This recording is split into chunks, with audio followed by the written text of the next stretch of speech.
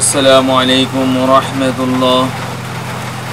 সম্মানিত দর্শক শ্রোতা, আল্লাহর এই দুনিয়ায় যে যেখান থেকে আজকের এই ভিডিও দেখতেছেন সবাইকে আজকের এই ভিডিওতে সবাইকে স্বাগতম। তো আজকের ভিডিও হচ্ছে মাদ্রাসার পঞ্চম শ্রেণীর বৃত্তি পরীক্ষা সম্পর্কে। মাদ্রাসার পঞ্চম শ্রেণীর বৃত্তি পরীক্ষার মানবন্টন ও নমুনা প্রশ্ন প্রকাশ। তো 2 সেপ্টেম্বরে এটা প্রকাশিত হয়েছে। তো এখান থেকে আমরা বিস্তারিত জানব।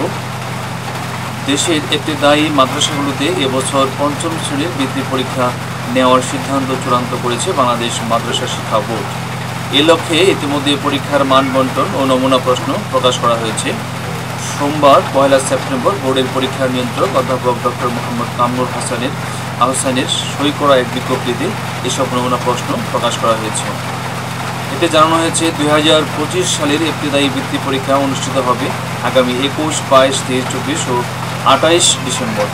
পরীক্ষাগুলো হবে 5টি বিষয়ে: কোরআন মাজিদ, আকাইদ, ফিকহ, আরবি প্রথম ও দ্বিতীয় পত্র, বাংলা, ইংরেজি এবং গণিত বিজ্ঞান। প্রতিটি বিষয়ে থাকবে 100 নম্বর। সব মিলিয়ে মোট নম্বর হচ্ছে 500। ঠিক আছে। তবে এই পরীক্ষায় অংশ নিতে পারবে শুধু মাদ্রাসা শিক্ষা বোর্ডের কোর্টভুক্ত স্বতন্ত্র ইবতেদায়ী মাদ্রাসা ও সংযুক্ত ইবতেদায়ী শাখার শিক্ষার্থীরা। একটি মাদ্রাসার পঞ্চম শ্রেণীতে অধ্যয়নরত শিক্ষার্থীদের মধ্যে সর্বোচ্চ 40% পরীক্ষায় অংশ নেওয়ার সুযোগ থাকবে।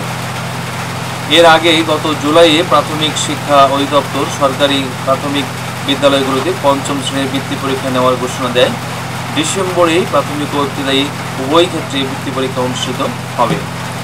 দীর্ঘ 16 বছর পর আবার চালু হতে যাওয়া এই বৃত্তি পরীক্ষায় উত্তীর্ণ শিক্ষার্থীরা নির্দিষ্ট হারে মাসিক বৃত্তি সুবিধা পাবে এবং মাধ্যমিক স্তরে ভর্তি পরীক্ষাও অগ্রাধিকার ভোগ করবে।